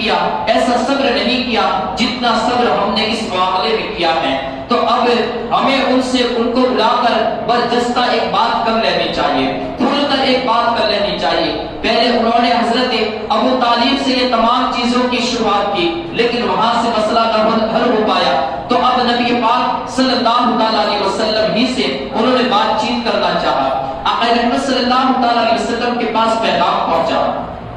نبی پاک صلی اللہ علیہ وسلم پیغام ملتے ہی وہ ان کی مجلس کے اندر حرم کعبہ کے اندر تشریف لائے۔ جب نبی پاک صلی اللہ علیہ وسلم حرم شریف کے اندر داخل ہوئے تو تمام نے آقا رحمت صلی اللہ علیہ وسلم کو گھیر لیا اور کہا کہ آپ نے بڑے ہی ایک فتنے سے اپنی قوم کو دوچار کیا ہے اور ایسا فتنہ اور فساد پھیلایا ہے، ایسی مصیبت ہمارے اوپر لا کر کھڑی کر دی ہے کہ جس سے آپ کی قوم پارا پارا ہو چکی ہے، قوم کے ٹکڑے ٹکڑے ہو چکے ہیں۔ آپ نے ہمیں بڑی ہی مصیبت کے اندر مبتلا کر دیا ہے۔ آپ ہمارے آباء و اجداد کو گالیاں دیتے ہیں اور ساتھ ہی ساتھ انہوں نے جس طریقے سے چاہا نبی پاک صلی اللہ علیہ وسلم پر الزام لگاتے رہے، کہا کہ تم نے اپنے آباء و اجداد کو گمراہ کہا، انہیں گالیاں دیتے ہیں، ہمارے معبودوں کی یہ تذلیل کرتے ہیں، انہیں ماننے سے انکار کرتے ہیں، ان کی حقارت ان کی توہین کرتے ہیں، ساتھ ہی ساتھ ہمیں بے وقوف سمجھتے ہیں، ہمیں احمق سمجھتے ہیں، کہا کہ تم نے اپنی قوم کو پریشان کر کے رکھ دیا ہے۔ اب اس کے بعد ابو جہل اور دوسرے جتنے بڑے بڑے سردار تھے وہ ایک ساتھ بول رہے تھے، کہا کہ آپ کا مقصد کیا ہے وہ ہمیں بتائیے، کیا آپ مالدار بننا چاہتے ہیں؟ اس کی وجہ سے آپ یہ سب کر رہے ہیں؟ اگر آپ کا مقصد یہ ہے کہ آپ مالدار بننا چاہتے ہیں تو ہم آپ کے پاس مال و دولت کے انبار لگا دیتے ہیں اور اتنا مال و دولت تمہیں دے دیں گے کہ اتنے جن کے کبھی آپ کی زندگی میں پھر آپ کو کمانے کی محنتیں کرنے کی ضرورت نہیں ہوگی، بلکہ پورے عرب کے اندر سب سے بڑے امیر یہ آپ ہی کہلائیں گے۔ اگر آپ کا مقصد سرداری ہے کہ آپ لوگوں کے تمام قبیلوں کے سردار بننا چاہتے ہیں تو ہم تمام سردار یہاں پر جمع ہیں، ہم تمام آپ کو اپنا سردار بنا لیں گے۔ آپ دیکھیں کہ ان کے دلوں کے اندر دین اسلام کا رعب اور دبدبہ کیسا بیٹھ گیا تھا کہ وہ ہر چیز کرنے پر راضی تھے لیکن اسلام کو مٹانے کے لیے تیار تھے کہ کسی طریقے سے اسلام مٹا دیا جائے، اسلام کو مٹا دیا جائے۔ انہوں نے کہا کہ اگر آپ سردار بننا چاہتے ہیں تو ہم آپ کو سردار بھی بنا دیں گے، ہم تمام سردار یہاں حاضر ہیں، ہم تمام آپ کو اپنا سردار بنا دیں گے۔ کہا کہ اگر آپ یہ چاہتے ہیں کہ بادشاہ آپ کو بنا دیا جائے، کہا کہ ہم آپ کی جانب سے تلواریں اور گھوڑے نکالیں گے اور عرب کی سرزمین پر جتنے بھی قبیلے جتنے بھی خاندان آباد ہیں ان تمام کو جا کر آپ کی حکمرانی کے ماتحت کر دیں گے اور آپ کی رعایا بنا دیں گے اور پورے عرب کا آپ کو بادشاہ بنا دیں گے۔ کہا کہ اگر آپ کے اوپر کسی نے اثرات یا کسی نے جادو کر دیا ہے تو آپ اس کی بھی فکر نہ کریں، ہم آپ کا وہ بھی علاج کرا لیں گے، اس کے اندر جتنا بھی خرچہ وغیرہ ہوگا وہ روپیہ پیسہ بھی ہم ادا کریں گے، آپ اس کی فکر نہ کریں۔ لیکن ان تمام چیزوں سے باز آ جائے۔ نبی پاک صلی اللہ علیہ وسلم نے جواب دیا، کہا کہ مجھے تمہاری ان تمام تجاویز میں سے کوئی بھی چیز کی ضرورت نہیں، نہ میں مالداری چاہتا ہوں، نہ میں سرداری چاہتا ہوں، نہ میں بادشاہی چاہتا ہوں، نہ مجھ پر کوئی اثرات وغیرہ ہے، بلکہ اللہ نے حق یہ ہے اور سچ یہ ہے کہ اللہ نے مجھے تمہاری طرف اپنا رسول بنا کر بھیجا ہے۔ میں تمہیں اس کی بشارتیں دینے کے لیے آیا ہوں کہ اگر تم اس کے دین کو قبول کر لو گے، تم نے اگر اس کے ایک ہونے کی گواہی دی اور اپنی مورتیوں اور معبودان باطل سے تم نے بیزار ہو گئے اور اس ایک خدا کی عبادت کرنا شروع کر دی تو رب کائنات تمہیں جنت کے مقام عطا فرمائے گا، محلات عطا فرمائے گا۔ لیکن اگر تم نے اس سے اجتناب کیا، تم نے اس سے منہ پھیرا، تو یاد رکھے کہ میں پھر بھی صبر کرنے والا ہوں، میں پھر بھی صبر کرتا رہوں گا اور میں تمہیں ڈر سناتا ہوں کہ وہ رب کائنات تمہیں جہنم کے عذاب سے جہنم کے عذاب چکھائے گا اور جہنم کے عذاب سے سرسار کرے گا، جہنم کے اندر تمہیں ڈالا جائے گا۔ کہا کہ اگر تم میری ان باتوں کو مسترد کرتے ہو، میری ان باتوں کو نہیں مانتے ہو، تو کہا میں پھر بھی صبر کروں گا یہاں تک کہ کہ وہ دین آ جائے کہ جس دین اللہ رب العزت خود ہی میرے اور تمہارے درمیان فیصلہ فرما دے۔ اب وہاں پر انہوں نے جب دیکھا کہ انہوں نے اس بات کو ماننے سے انکار کر دیا ہے اور ہماری ان تجاویز کا ان پر کوئی بھی اثر نہیں ہے، تو انہوں نے حجت بازیاں اور طرح طریقے سے الزام لگانا شروع کر دیا۔ اب وہ جو پہلی مرتبہ عتبہ بن ربیعہ جو گیا تھا اور اس وقت سورہ حامیم سجدہ کی جو تلاوت ہوئی جس میں فرمایا گیا تنزیل من الرحمن الرحیم کہ یہ وہ کلام ہے جو رحمان اور رحیم کی جانب سے نازل کیا گیا ہے، تو انہوں نے کہا کہ ہم جانتے ہیں کہ وہ یمامہ کے اندر ایک رحمان نامی شخص ہے، وہ تمہیں یہ سب کچھ سکھاتا ہے اور تم آ کر ہمیں سکھاتے ہو اور ہمارے سامنے یہ سب قرآن مجید کی آیت تلاوت کرتے ہو۔ اب اس طریقے سے انہوں نے بے جا گفتگو، بغیر محمل گفتگو جس کے اندر کوئی چیز نہیں تھی، یعنی الزامات لگانا شروع کر دیے، یہاں تک کہ پھر انہوں نے کہا کہ آپ جانتے ہیں کہ ہماری جو وادی ہے، جس وادی کے اندر، جس بستی کے اندر ہم رہ رہے ہیں، مکہ کی وادی، وہ دو پہاڑوں کے بیچ میں ہے اور بڑی تنگ جگہ ہے ہمارے لیے۔ آپ ایسا کیجئے کہ ان دونوں، آپ اللہ کے رسول ہیں، اگر سچے رسول ہیں تو آپ ان دونوں پہاڑوں کو کہیں دور جا کر دور کھسکا دیجئے اور ہمارے لیے یہاں پر ایک وسیع میدان قائم کر دیجئے کہ جہاں پر نہریں بھی جاری ہو، جہاں پر باغات بھی ہو، جن کے اندر میوے اور پھل فروٹ وغیرہ کے میوے وغیرہ اس کے درخت بھی لگے ہوئے ہو۔ کہا کہ آپ ایران اور عراق جیسے محلات یہاں پر قائم کر دیجئے اگر آپ اللہ کے رسول ہیں۔ کہا کہ اس سے بھی نہیں بلکہ آپ ہمارے آباء و اجداد میں سے قصیب انقلاب کو زندہ کر دیجئے اور وہ اٹھ کر اگر آپ کی نبوت کی گواہی دیں گے تو ہم بھی آپ کو قبول کر لیں گے، اس لیے کہ وہ سچے انسان تھے۔ اگر وہ اٹھے اور آپ کی نبوت کی گواہی دیں گے تو پھر ہم آپ کی تصدیق کر لیں گے۔ کہا کہ اس کے باوجود نبی پاک صلی اللہ علیہ وسلم نے کہا کہ مجھے ان تمام چیزوں کے لیے نہیں بھیجا گیا ہے، مجھے تو یہ آپ لوگوں کو اللہ کی خوشخبریاں اور اس کا ڈر سنانے کے لیے بھیجا گیا ہے۔ انہوں نے کہا کہ اچھا آپ ایسا کیجئے کہ آپ ہمارے لیے کچھ نہیں کر سکتے ہیں تو اپنے لیے ایک فرشتہ ہی قائم کر لیجئے، ایک فرشتہ ہی منتخب اپنے ساتھ ہمراہ لے لیجئے کہ جو ہمارے شر اور ہماری تکلیفوں سے تمہاری حفاظت کرے اور جو کچھ بھی آپ ہمارے سامنے بیان کرے وہ اس کی تصدیق کرنے والا ہو۔ اور نبی پاک صلی اللہ علیہ وسلم کے سامنے وہ طرح طریقے کی فضول باتیں کرتے رہے، یہاں تک کہ آقا رحمت صلی اللہ علیہ وسلم نے ارشاد فرمایا، کہا کہ نہیں، میں ان تمام چیزوں کے لیے نہیں بھیجا گیا ہوں اور میں وہ حقیر انسان نہیں ہوں کہ جو ایسی حقیر اور ذلیل چیزوں کے بارے میں یہ اپنے رب سے سوال کرے۔ کہا کہ میں ایسی سب چیزوں کا سوال اپنے رب سے نہیں کرتا، یہاں تک کہ پھر اللہ رب العزت نے ان کے جو تمام سوالات تھے ان تمام کو اپنے کلام کے اندر سورہ بنی اسرائیل کے اندر بھی بیان فرمایا اور جگہ جگہ الگ الگ مقامات پر بھی ان کے ان تمام مطالبات کو جمع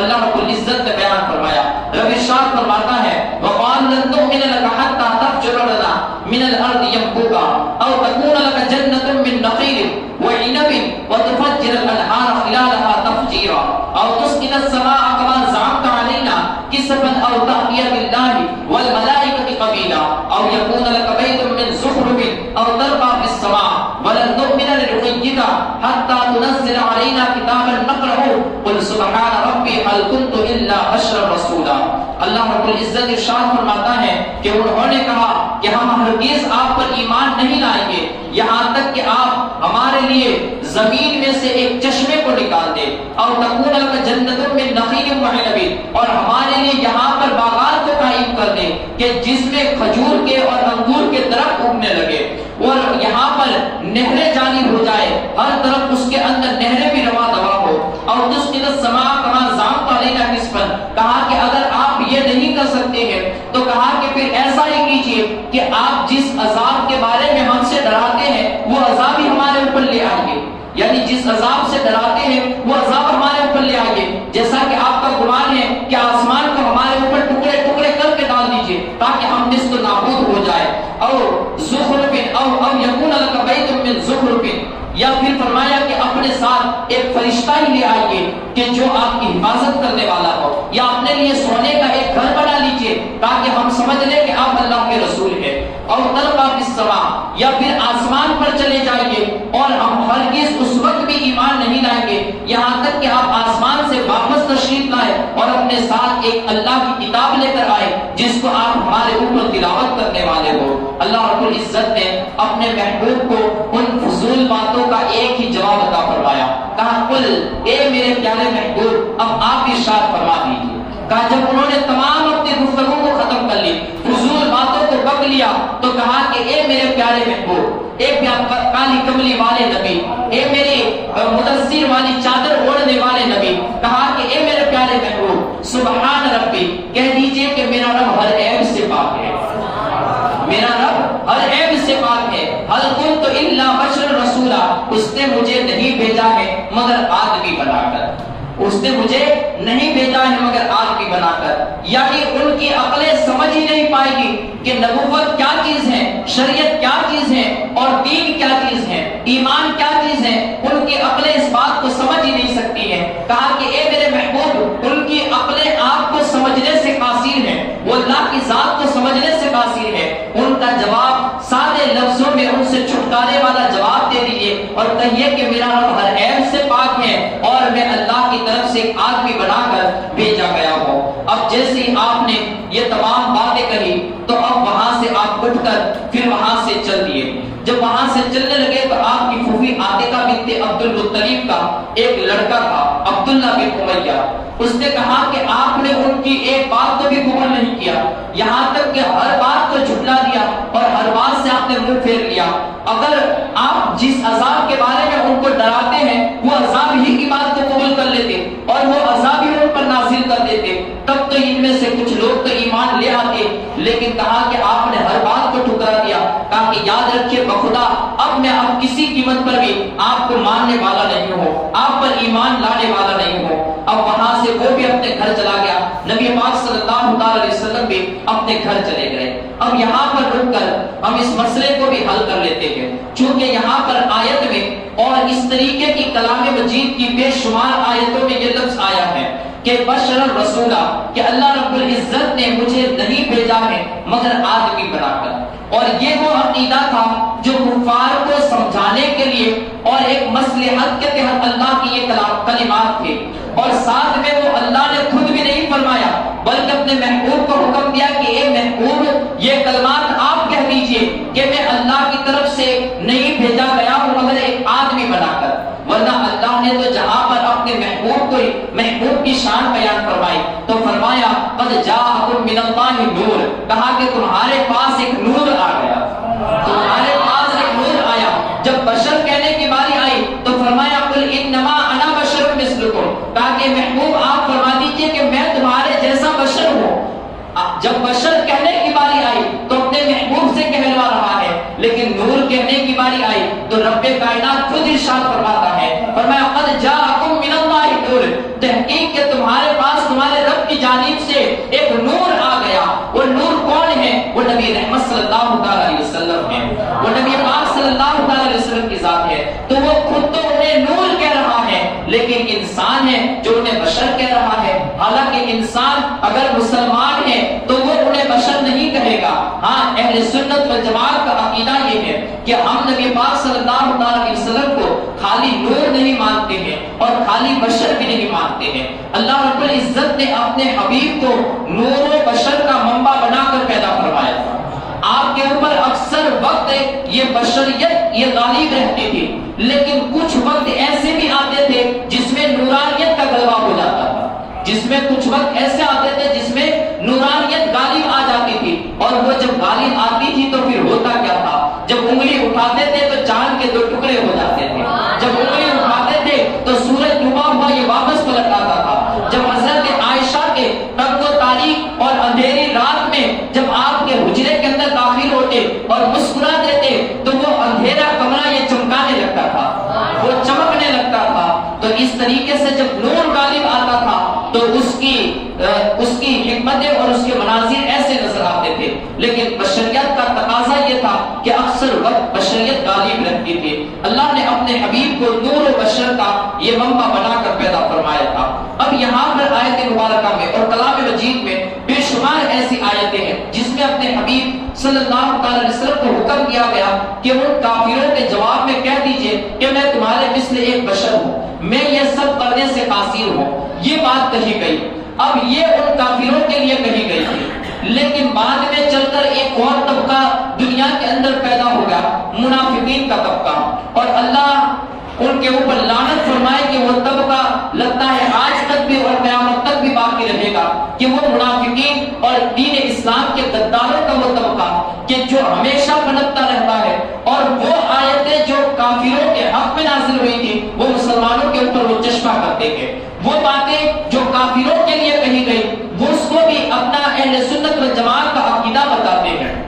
جیسا کہ نبی پاک صلی اللہ علیہ وسلم کو بشر کہنا، خالی بشر کہنا، یہ اہل سنت و جماعت کا عقیدہ نہیں ہے، بلکہ یہ منافقین اور خارجی لوگوں کا عقیدہ ہے. اور وہ لوگ آقا رحمت صلی اللہ علیہ وسلم کو خالی بشر کہتے ہیں. اب وہ کہتے ہیں کہ دیکھیں نبی پاک صلی اللہ علیہ وسلم یہ خود کہہ رہے ہیں کہ میں کچھ کرنے سے قاصر ہوں، میں کچھ نہیں کر سکتا ہوں، میدان محشر میں تمہاری شفاعت بھی نہیں کر سکتا، میدان محشر میں تمہاری مدد بھی نہیں کر سکتا. تو یہ وہ تمام باتیں تھی جو کافروں کے لیے کہی گئی. ورنہ میں نے آپ کو کل بھی بتایا تھا کہ ایمان والے لوگوں کے لیے تو اللہ کے پیارے رسول صلی اللہ علیہ وسلم نے ارشاد فرمایا کہ میں شفیع بنا کر میرے امتیوں کے لیے بھیجا گیا ہوں. اور حدیث مبارکہ بخاری شریف کی اور کلام مجید کی بے شمار آیتیں، بخاری شریف کی بے شمار حدیثیں اس بات کی دلیل ہے کہ آقا رحمت صلی اللہ علیہ وسلم ارشاد فرماتے ہیں کہ میری امت کا ادنا درجے کا ایمان والا جس کے دل کے اندر رائی کے دانے کے برابر بھی ایمان ہوگا تو وہ بھی اس وقت تک جبکہ اس کو بھی اس وقت میں جنت جہنم سے نکال کر یہ جنت میں داخل نہیں کروں گا، وہاں تک میں جنت میں داخل نہیں ہوں گا، تاکہ اسے بھی جہنم سے نکال لوں گا اور جنت میں داخل کروں گا، وہ چاہے کتنا بھی بڑا گنہگار ہو. تو آقا رحمت صلی اللہ علیہ وسلم کی شفاعت یہ مومنوں کے لیے عام ہوگی. ہر مومن کو آقا رحمت صلی اللہ علیہ وسلم کی شفاعت کا حصہ ملے گا. اب یہاں پر جن باتوں سے یہ فرمایا گیا، حالانکہ اللہ رب العزت اگر کوئی ان باتوں پر غور کرے تو وہ یہ کہے کہ نبی پاک صلی اللہ علیہ وسلم قاصر تھے یہ سب کرنے سے، تو وہاں پر اللہ کی جو طاقت و قوت ہے اس کو بھی بندہ جھٹلائے گا. اس لیے کہ رب کائنات نے فرمایا کہ سبحان ربی، میرے محبوب فرما دے کہ میرا رب پاک ہے، ہر عیب سے پاک ہے. یعنی اس کی طاقت و قدرت تو ہے کہ وہ چاہے تو ان پہاڑوں کو کھسکا دے سکتا ہے اور مکہ کی وادی کو لمبی چوڑی فرما دے سکتا ہے، اس میں محلات بھی قائم ہو سکتے ہیں، اس میں نہریں بھی جاری ہو سکتی ہیں. وہ رب کے لیے کیا ناممکن ہو سکتا ہے جو پتھروں سے حضرت صالح علیہ السلام کے لیے اونٹنی کو پیدا کر دے، حضرت اسماعیل علیہ السلام کے لیے اسی مکہ کی سرزمین پر زمزم کا چشمہ نکال دے جہاں پر بے آب و گیا میدان کے اندر پانی کا نام و نشان تک بھی جس زمین پر نہ ہو وہاں سے ان کے لیے پانی کا چشمہ پھوٹ پڑے. وہ اللہ کے لیے کیا ناممکن ہو سکتا ہے جس نے ہر چیز کو پیدا کیا ہو، جس نے حضرت نوح علیہ السلام کو پوری دنیا میں پانی ہونے کے باوجود بھی جس نے انہیں نجات عطا فرمائی ہو، حضرت ابراہیم علیہ السلام کے لیے آگ کو گلے گلزار بنا دیا گیا ہو، حضرت اسماعیل علیہ السلام کے لیے بیٹے کو ہٹا کر آپ کے گلے کی جگہ پر ایک مینڈے کو حضرت ابراہیم کو خبر ہوئے بغیر وہاں پر پہنچا دیا ہو. اس اللہ کے لیے کیا ناممکن چیز ہو سکتی ہے؟ لیکن رب کائنات کی حکمت یہ تھی کہ یہ سمجھ نہیں سکتے. دوسری بات یہ ہے کہ جس قوم نے بھی معجزات کو طلب کیے ہیں، اگر انہوں نے معجزات کے عطا کرنے کے بعد پھر ایمان نہیں لائی وہ قوم اور انہوں نے معجزات کی تکذیب کی یا اس کی گستاخی کی یا اس کی توہین کی تو وہ قوم عذاب کے اندر مبتلا کر دی گئی ہے. آپ نے پچھلی گفتگو کے اندر یا چھٹی شریف وغیرہ میں انبیاء کرام علیہ السلام کی جو ہسٹری چلتی ہے اس میں سماعت کیا ہوگا حضرت صالح علیہ السلام کا واقعہ کہ جس میں ان کی قوم نے اونٹنی کا معجزہ طلب کیا تو وہاں پر اونٹنی کا معجزہ تو عطا کر دیا گیا، لیکن جب اس کی گستاخی کی گئی تو وہ پوری قوم تباہ و برباد کر دی گئی. پوری قوم کے اوپر اللہ کا عذاب نازل ہو گیا اور پوری قوم اللہ کے عذاب میں گرفتار ہو گئی. اسی طریقے سے جتنی قوموں نے معجزات کو طلب کیے اور انہوں نے معجزات کو جب جھٹلایا، اس کی گستاخی کی تو وہ تمام قومیں یہ اللہ کے عذاب کے اندر گرفتار ہوئی. اور یہاں پر اللہ رب العزت نے اپنے حبیب پاک صاحب الاولاق صلی اللہ علیہ وسلم کو ارشاد فرمایا وَلَوْ أَنَّنَا نَزَّلْنَا إِلَيْهِمُ الْمَلَائِكَةَ وَكَلَّمَهُمُ الْمَوْتَى وَحَشَرْنَا عَلَيْهِمْ كُلَّ شَيْءٍ قُبُلًا یشاء اللہ ولکن اکثرهم یجہلون. کہا کہ اگر ہم اتار دیں ان کی طرف فرشتے، وہ ان سے باتیں بھی کرنے لگتے اور ان کے لیے ہم مردوں کو قبروں سے زندہ کر دیتے، جو انہوں نے قصیب انقلاب کے لیے کہا تھا کہ ان کو زندہ کر دو. کہا کہ ہم ان کو زندہ کر کے جمع بھی کر دیتے اور ہر چیز ان کے سامنے رکھ دیتے، جیسا بھی وہ چاہتے ہیں وہ تمام چیز ان کے سامنے رکھ دیتے. کہا کہ اے محبوب پھر بھی وہ ایمان نہ لاتے، تب بھی وہ ایمان نہ لاتے، مگر یہ کہ چاہتا اللہ تعالیٰ، جسے چاہتا ہے اللہ تعالیٰ وہ ایمان لانے والے ہیں، لیکن اکثر لوگ ان میں ایسے ہیں جو جاہل ہیں. اب اسی کے بعد نبی پاک صلی اللہ علیہ وسلم، یہ حضرت جبریل امین نبی پاک صلی اللہ علیہ وسلم کے پاس تشریف لائے. فرمایا سال اہل مکہ رسول اللہ صلی اللہ علیہ وسلم. حضرت عبداللہ ابن عباس سے روایت ہے، کہا کہ جب مکہ والوں نے رسول اللہ صلی اللہ علیہ وسلم سے یہ تمام سوالات کیے، ان یجعل لهم صفا ان یجعل لهم الصفا ذهبا وان ينحى عنهم الجبال فيزرعون. کہا کہ جب انہوں نے یہ سوال کیا کہ صفا کی جو پہاڑی ہے وہ سونے کی بنا دی جائے اور یہاں سے پہاڑوں کو دور کھینچا دیا جائے تاکہ ہم کھیتی باڑی وغیرہ اس سرزمین پر کر سکے. فاتاہ جبرائیل علیہ السلام، تو کہتے ہیں کہ حضرت جبرائیل علیہ السلام آئے. وقال ان ربک یقرأ علیک السلام، کہا کہ آپ کے رب نے پیارے محبوب آپ کو سلام پیش فرمایا ہے. حضرت جبریل امین آئے، وہ خود بھی سلام کرتے تھے اور رب کائنات کا بھی سلام لے کر حاضر ہوتے تھے محبوب کی بارگاہ میں صلی اللہ علیہ وسلم. کہا کہ آپ کے رب نے آپ کو سلام کہا ہے. وہ یقول لکا، اور اس نے آپ کے لیے کہا ہے کہ ان شئت اصبح الصفا لهم ذابا ومن كفر منهم بعد ذلك عذبته عذابا لا اعذب احدا من العالمين. کہا کہ اگر آپ چاہے تو صفا کی پہاڑی کو سونے کی بنا دی جائے. کیا ارشاد فرمایا؟ کہا کہ یہ محبوب اگر آپ چاہے تو صفا کی جو پہاڑی ہے اسے سونے کی بنا دی جائے،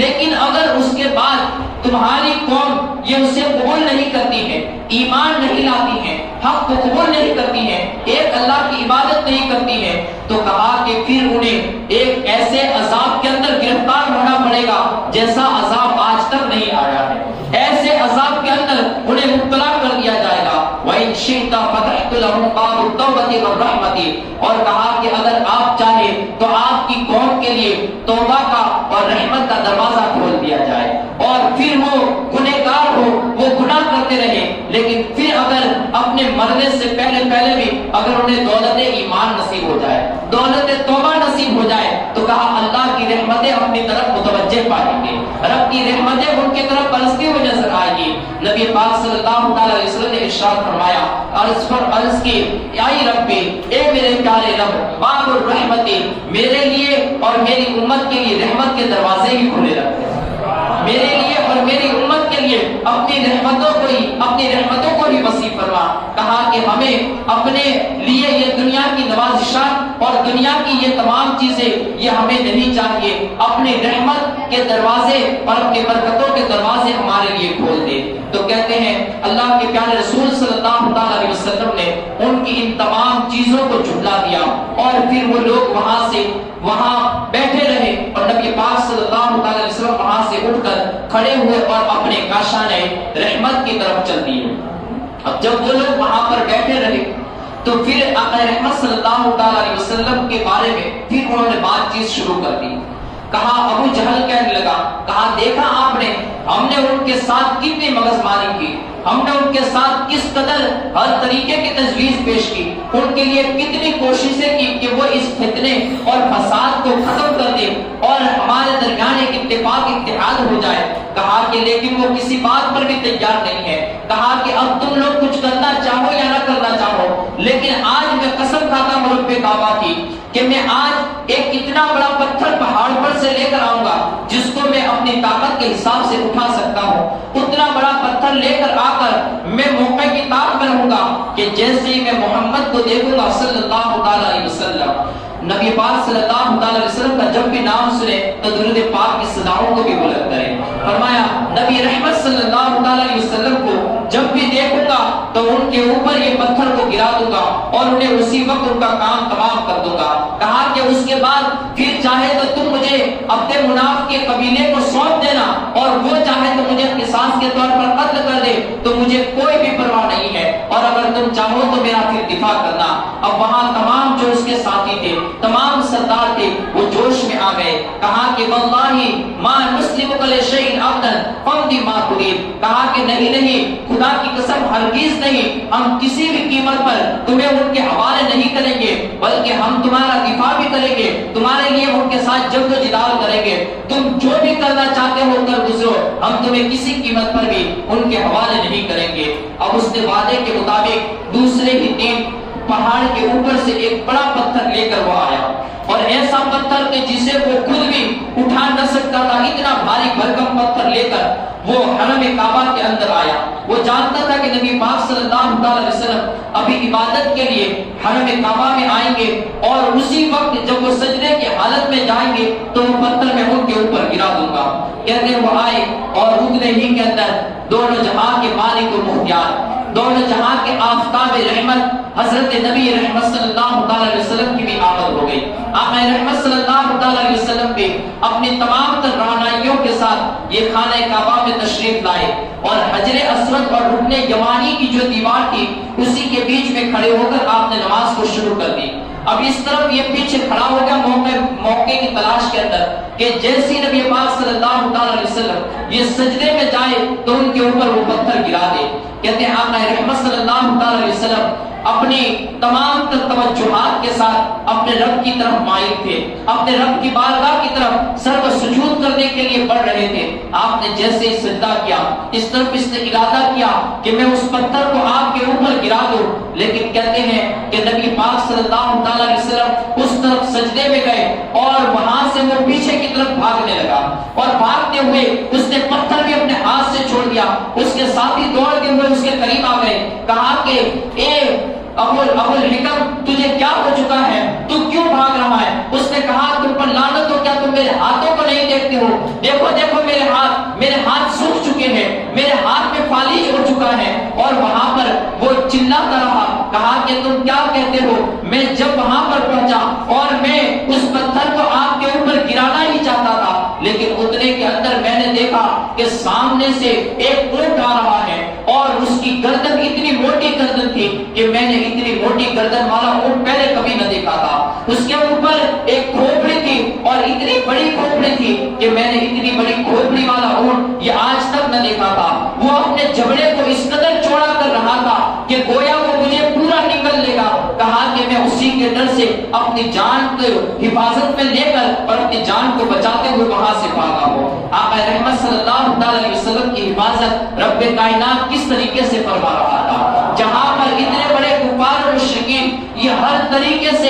اس جناب کو بچانے کے لیے، اس نبی پاک صلی اللہ علیہ وسلم کو شہید کرنے کے لیے، آپ کو تکلیف پہنچانے کے لیے ہمیشہ سرگردہ رہتے تھے، ہمیشہ موقع محل کی تلاش میں رہتے تھے، لیکن اس کے باوجود بھی رب کائنات آپ کی حفاظت ایسے انداز میں فرماتا تھا کہ وہ تمام کوشش کرنے کے باوجود ان کی کوششیں یہ رائے نہ چلی جاتی تھی۔ انہوں نے ہر طریقے سے کوششیں کر لی، اب یہاں تک کہ پھر انہوں نے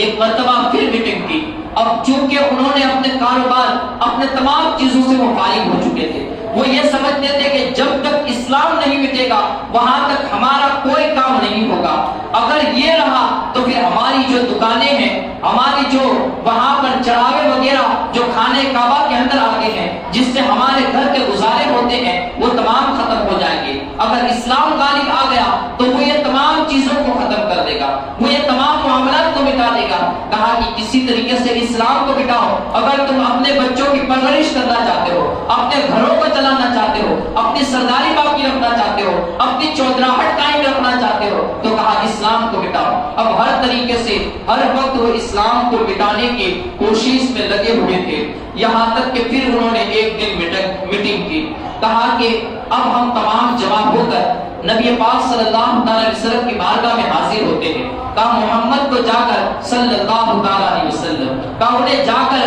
ہم پھر سے ایک تجویز پیش کرتے ہیں، اور ہمیں لگ رہا ہے کہ یہ ایسی تجویز ہے کہ محمد صلی اللہ علیہ وسلم ارواحنا فدا صلی اللہ علیہ وسلم، کہا کہ وہ اسے ضرور قبول کر لیں گے۔ کہتے ہیں کہ وہ تمام مل کر پھر نبی پاک صلی اللہ علیہ وسلم کی بارگاہ میں حاضر ہوئے، اور کہا کہ آج ہمارے دماغ میں ایک ایسی تجویز آئی ہے کہ اگر آج آپ اسے قبول کر لیں گے تو ہمارا مسئلہ یہ حل ہو جائے گا۔ کہا کہ تمہاری تجویز کون سی ہے؟ کہا کہ ہماری تجویز یہ ہے کہ ہم ایسا کرتے ہیں کہ ہم ایک معاہدہ کرتے ہیں، ہم اتفاق کر لیتے ہیں کہ 1 سال آپ ہمارے معبودوں کی عبادت کریں اور 1 سال ہم تمام مل کر تمہارے خدا کی عبادت کریں گے، اور اس سے جو ہمارے اندر نا اتفاقیہ ہے، جو ہمارے اندر جنگ و جدال کا مسئلہ بنا ہوا ہے، وہ تمام ختم ہو جائے گا، اور یہ بھی پتہ چل جائے گا کہ کون سا مذہب یہ سچا مذہب ہے۔ جس سال تم ہمارے معبود کی عبادت کرو گے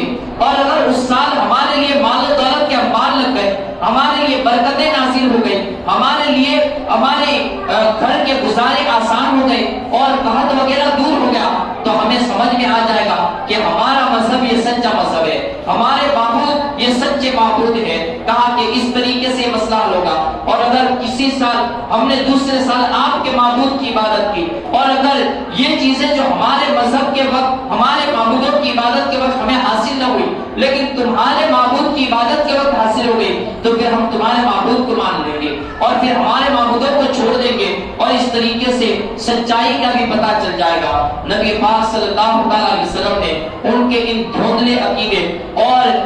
پیل پلاپن سے کہا کہ ایسا کیجئے کہ مجھے اپنے رب کا حکم آنے دیجئے، میرا رب اس بارے میں کیا ارشاد فرماتا ہے، پھر میں تمہیں اس کا جواب دوں گا۔ کہتے ہیں اسی وقت حضرت جبریل امین حاضر ہوئے، نبی پاک صلی اللہ علیہ وسلم کی بارگاہ میں سورہ کافرون کی آیت، سورہ کافرون کی سورت یہ نازل ہوئی۔ فرمایا قل یا ایھا الکافرون لا اعبد ما تعبدون ولا انتم عابدون ما اعبد ولا انا عابد ما عبدتم ولا انتم عابدون ما اعبد لکم دینکم ولی دین۔ فرمایا محبوب فرما دیجئے کہ اے کافروں، میں اس کی عبادت ہرگز نہیں کرتا جس کی تم عبادت کرتے ہو، اور تم بھی اس کی عبادت نہیں کرو گے جس کی میں عبادت کرتا ہوں، ولا انا عابد ما عبدتم، اور میں اس کی عبادت نہیں کروں گا جس کی تم عبادت کرتے ہو، ولا انتم عابدون ما اعبد، اور نہ تم اس کی عبادت کرو گے جس کی میں عبادت کرتا ہوں۔ تو کہا کہ تمہارے لیے تمہارا دین ہے اور میرے لیے میرا دین ہے۔ نبی پاک صلی اللہ علیہ وسلم نے جب یہ حکم ان کو سنایا تو اب وہ تمام کے تمام یہ وہاں سے پیچھے ہٹ گئے۔ اللہ کا واضح فرمان آ گیا کہ کسی طریقے سے ان کی اس بات کو قبول نہیں کیا جا سکتا۔ اب یہاں پر جو مسئلہ اور جو ان کی سوچ تھی، آج خدا افسوس کی بات ہے کہ وہ ہمارے معاشرے اور ہمارے طبقے کے اندر بھی وہ سوچ بن چکی ہے کہ جیسے کوئی بندے کے اوپر مالی تنگی آ جائے یا رزق کے اندر تنگی آ جائے یا پھر گھریلو مصیبتیں آنے شروع ہو جائے تو پھر وہ اللہ کی بارگاہ کی طرف مائل ہوتا ہے اور پھر وہ یہ سمجھتا ہے کہ رب کی بارگاہ میں آئیں گے تو وہ مصیبتوں سے چھٹکارا مل جائے گا، ہمیں نوکری مل جائے گی، ہمیں رزق عطا کر دیا جائے گا۔ حقیقت بات ہے کہ رب کی عبادت کرنے سے رب کائنات یہ مصیبتوں کے دروازے بند کر دیتا ہے، مصیبتوں اور مشکلات سے انسان کو نجات عطا فرماتا ہے، لیکن بندہ عبادت ہی اس غرض سے کرے کہ اسے مال و دولت عطا ہو جائے، بندہ عبادت ہی اس غرض سے کرے کہ اس کی مصیبتیں اس کے اوپر آنے ہی نہ پائے، تو کہا کہ یہ نظریہ غلط ہے۔ اگر کوئی بندہ یہ نظریہ رکھتا ہے، جیسے بہت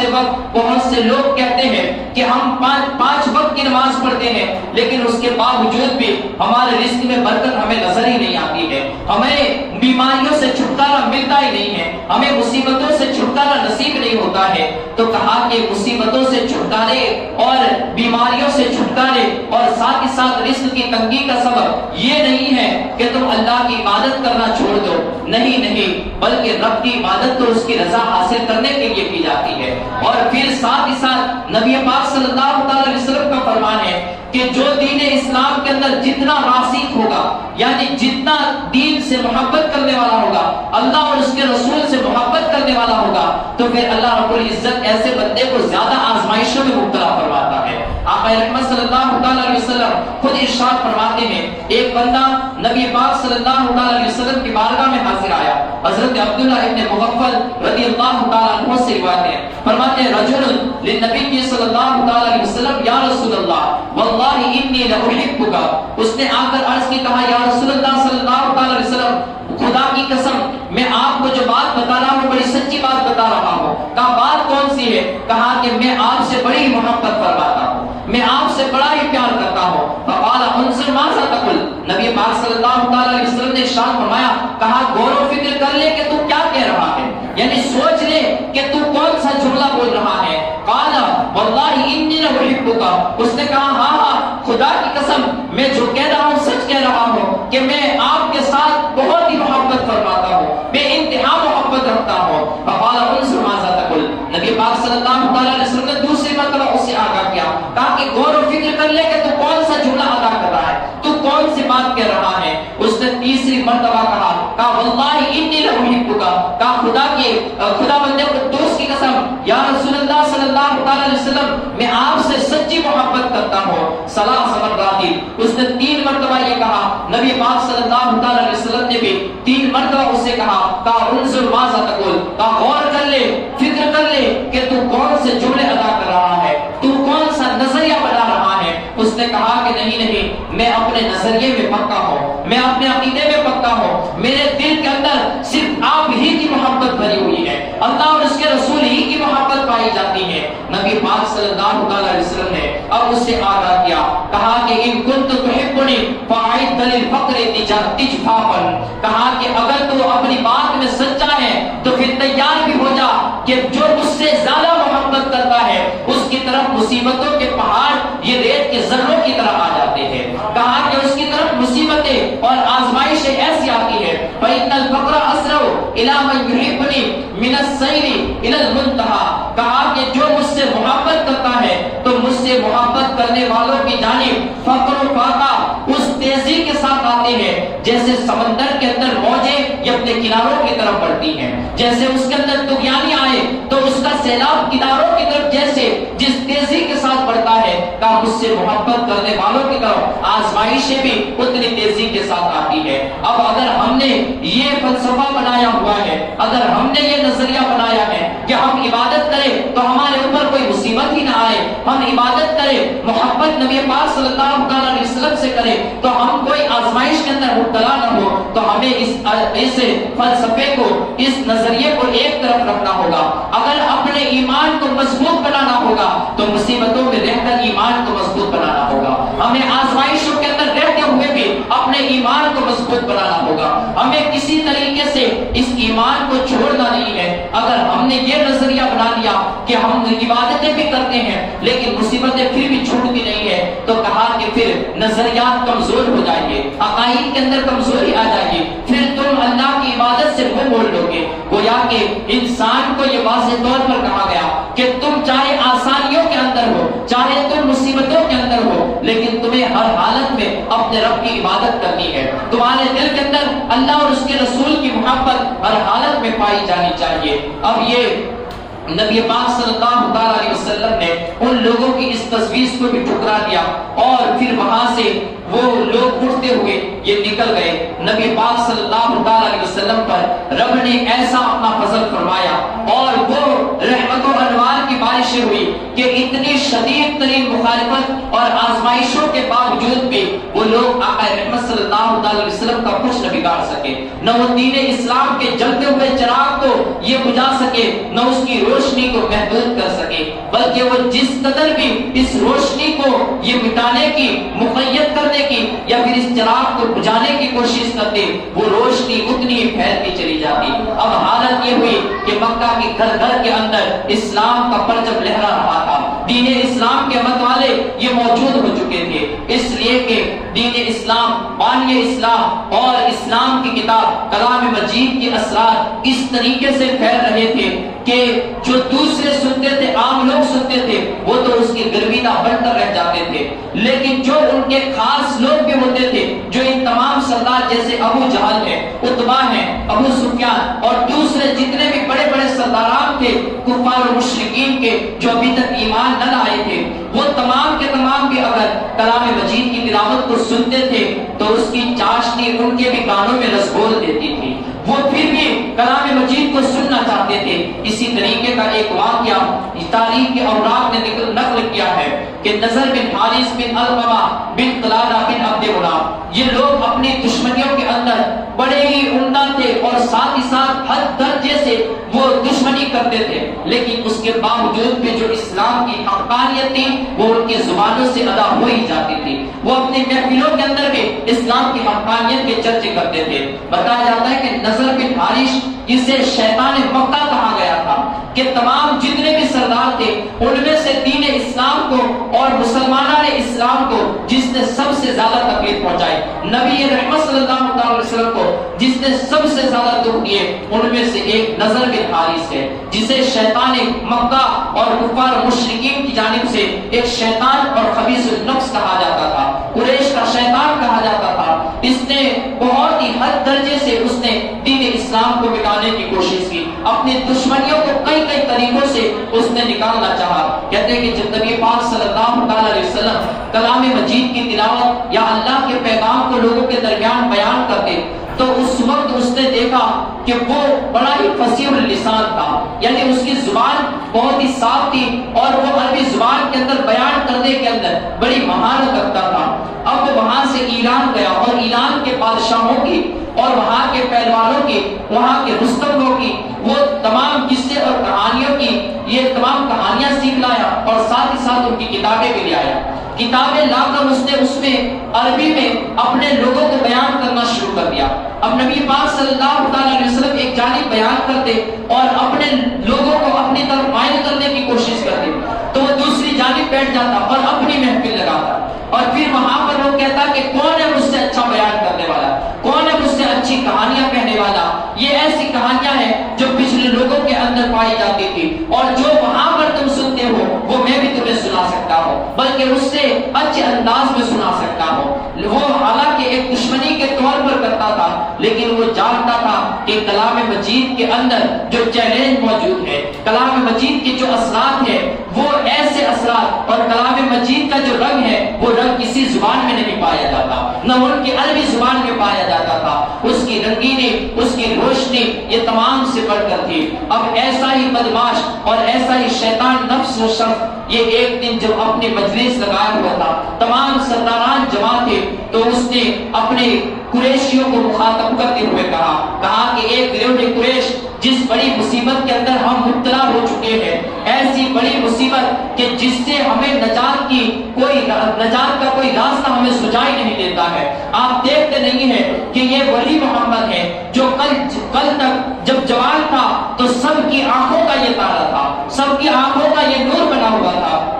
وہ ہم میں سب سے زیادہ سچی بات کرنے والا تھا، وہ ہم میں سب سے زیادہ دیانتدار اور امانت دار تھا، اس کی مثل کوئی نہیں تھا۔ لیکن آج جب اس کی کرپٹی کے بالوں میں سفیدی آ گئی ہے اور وہ تمہارے پاس ایک مخصوص پیغام لے کر آیا ہے تو اب تم لوگ یہ کہہ رہے ہو کہ یہ جادوگر ہے۔ کہا واللہ لا واللہ ما هو بساحر، کہا خدا کی قسم یہ جادوگر نہیں ہے۔ وہ اپنی زبان سے نبی اسلام اور اسلام کا اور کتاب اسلام کا اعتراف کر رہا ہے۔ کہا لا واللہ ما هو بساحر، کہا کہ اب کیوں کہہ رہے ہو، کل تک تو تم اسے بھی اپنی آنکھوں کا تارا سمجھتے تھے، اپنی آنکھوں کا نور سمجھتے تھے، اس کی امانت داری، دیانت داری کی مثالیں لوگوں کے سامنے پیش کرتے تھے۔ کہا کہ وہ آج بھی ایک امین اور دیانت دار شخص ہے، وہ آج بھی واقعی میں اپنے اخلاق و کردار کے لحاظ سے عمدہ ہے، لیکن ہم لوگ اپنے مذہب کی بغض و عناد کی وجہ سے، اپنے مذہب کو گرنے کی وجہ سے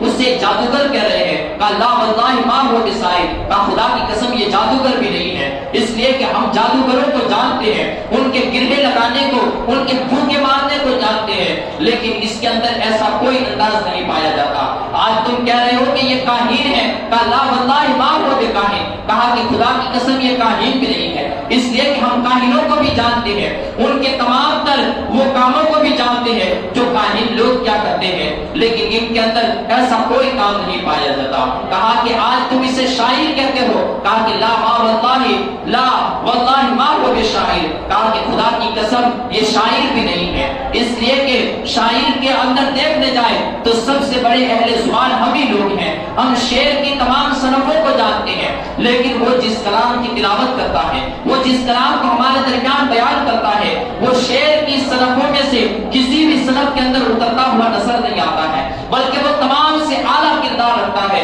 وہ تمام سے عمدہ ہے۔ کہا کہ آج تم اسے مجنون اور پاگل کہہ رہے ہو، معاذ اللہ رب العالمین۔ فرمایا لا واللہ ما هو بمجنون، کہا خدا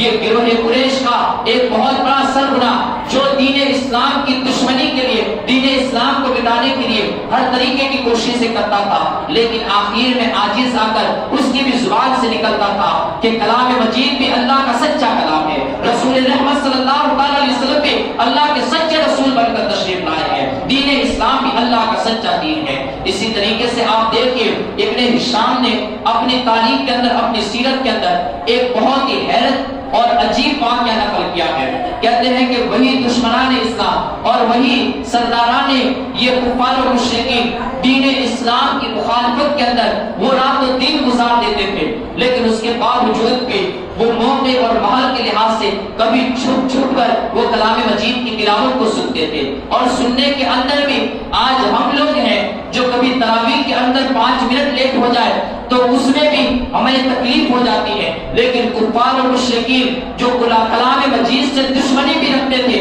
لیکن جب کلام مجید کو سنتے تھے تو پوری رات بیت جاتی تھی لیکن انہیں پتہ بھی نہ چلتا تھا۔ کہتے ہیں کہ اسی طریقے سے ایک دن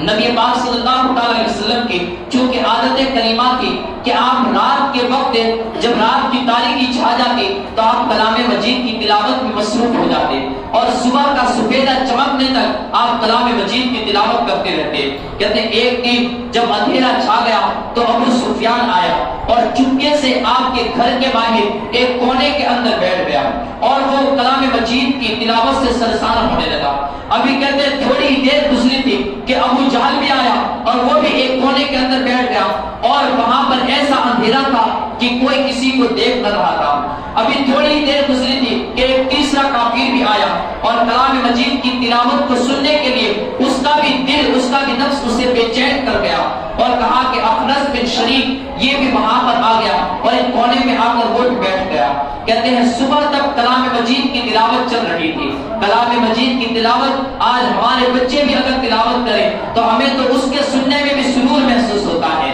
جب کلام مجید کو یہ صاحب قرآن، بانی اسلام، نبی رحمت صلی اللہ علیہ وسلم کی زبان سے اس کی تلاوت جب ہو رہی ہوگی تو پھر اس کے سننے میں کتنے مزے اور کتنے لطف نصیب ہوتے ہوں گے۔ تو وہاں پر آقا رحمت صلی اللہ علیہ وسلم جب کلام مجید کی تلاوت فرما رہے تھے تو وہاں وہ تینوں کافر بیٹھے ہوئے وہ سن رہے تھے۔ صبح کے وقت جیسے ہی آپ نے تلاوت کلام یہ ختم فرمائی تو وہ تینوں اٹھے، وہ تینوں میں سے کوئی بھی ایک دوسرے کو جانتا نہیں تھا کہ وہ یہاں پر موجود ہے، ہر کوئی الگ الگ کونے میں بیٹھا ہوا تھا، اور اندھیرا ایسا تھا کہ اگر کوئی پاس میں بھی بیٹھے تو وہ اسے دیکھ نہ سکتا تھا۔ وہ تینوں بغیر سانس لیے ہوئے اور بغیر کسی آواز کے وہاں جگتے رہے اور کلام مجید کی تلاوت کو پوری رات سنتے رہے۔ کہتے ہیں تینوں اٹھے، اب صبح کے وقت جب وہ تینوں الگ الگ راستوں سے نکلنے لگے تو ایک ہی راستے پر جا کر وہ تینوں جمع ہو گئے۔ اب جب وہاں پر جمع ہوئے تو انہوں نے کہا تم کہاں سے آ رہے ہو؟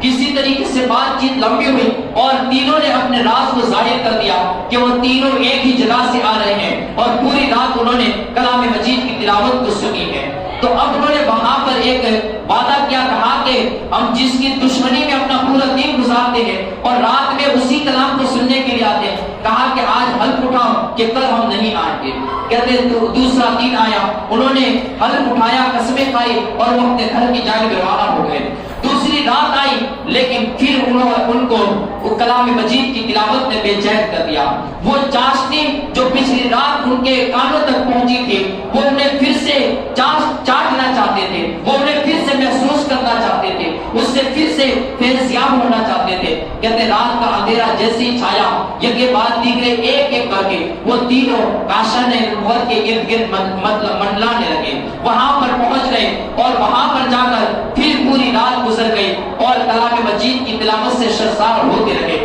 کلام مجید کی تلاوت کو سنتے رہے، یہاں تک کہ پھر صبح کا سفیدہ نمودار ہوا اور وہ تینوں جب رات کے اندھیرے میں یہ وہاں سے نکلنے لگے پھر ایک راستہ آیا کہ وہاں پر تینوں کی ملاقات ہو گئی۔ اب ڈرتے جھجکتے ہوئے ان تینوں نے اپنے راز کو ظاہر کر دیا۔ اب پھر تیسرے دن بھی یہی مسئلہ پیش آیا کہ وہ تیسری رات بھی، جبکہ پچھلی راتوں میں وہ قسمیں بھی اٹھا چکے تھے لیکن اس کے باوجود بھی تیسری رات میں پھر جمع ہو گئے اور پھر سے کلام مجید کو انہوں نے سنا۔ تیسری رات جب ختم ہوئی اور کلام مجید کی تلاوت کو سن کر جب وہاں سے اٹھنے لگے تو وہاں سے اٹھتے ہوئے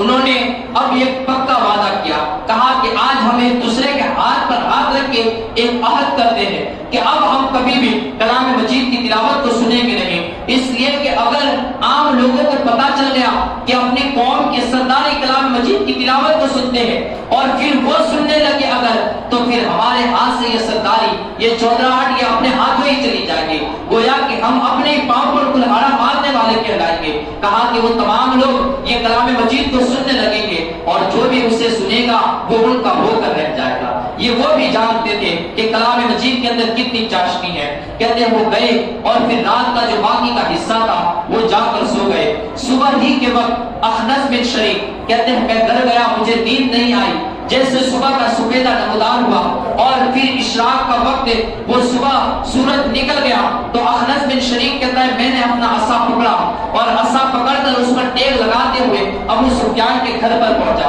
اور ابو سفیان سے کہا اخبرنی یا ابا حنظلہ، اے ابو حنظلہ، حضرت ابو سفیان کی یہ کنیت تھی، کہا کہ اے ابو حنظلہ مجھے خبر دیجئے ان رایکی فیما سمیت عن محمد صلی اللہ تعالی علیہ وسلم، کہا کہ تم نے محمد صلی اللہ تعالی علیہ وسلم سے جو کچھ سنا اسے کیسا پایا؟ فقال یا ابا سالبہ واللہ لقد سمیت اشیاء اعرفها واعرف ما یراد بها وسمیت اشیاء ما عرفت معناها وما یراد بها۔ کہتے ہیں کہ اے ابو سالبہ، یہ اخنس بن شریک کی کنیت ہے، کہتے ہیں اس نے کہا، ابو سفیان نے کہا، حضرت ابو سفیان نے کہا اے ابو سالبہ خدا کی قسم میں نے جو وہاں پر سنا تو ان میں سے کچھ چیزیں تو ایسی تھی جس کو میں پہچانتا تھا، اس کے معنوں کو بھی جانتا تھا، ان ارادوں کو بھی جانتا تھا، وہ سبھی تو اشیاء ما عرفت، لیکن ان میں کچھ چیزیں اکثر و بیشتر چیزیں ایسی تھی کہ نہ میں نے پہلے ایسے کبھی الفاظ سنے تھے، نہ میں نے پہلے ایسا کلام کبھی سنا تھا، نہ میں نے ان کے معنوں کو جانتا ہوں نہ ان ارادوں کو جانتا ہوں۔ اب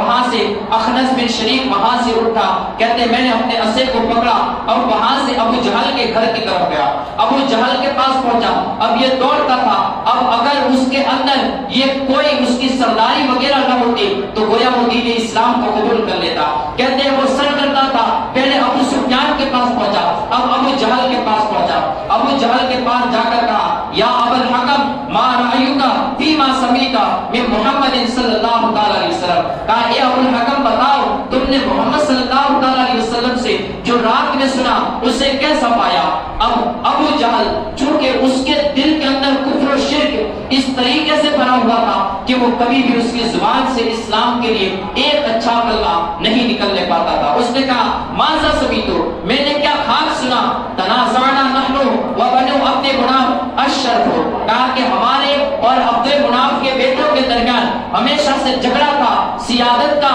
اور سرداری کا جھگڑا تھا کہ کون سردار بنے۔ اطعموا فاطعمنا وحملوا فحملنا واعطوا فاعطینا، تو کہا کہ ہم نے بھی لوگوں کو کھانا کھلایا، انہوں نے بھی لوگوں کو کھانا کھلایا،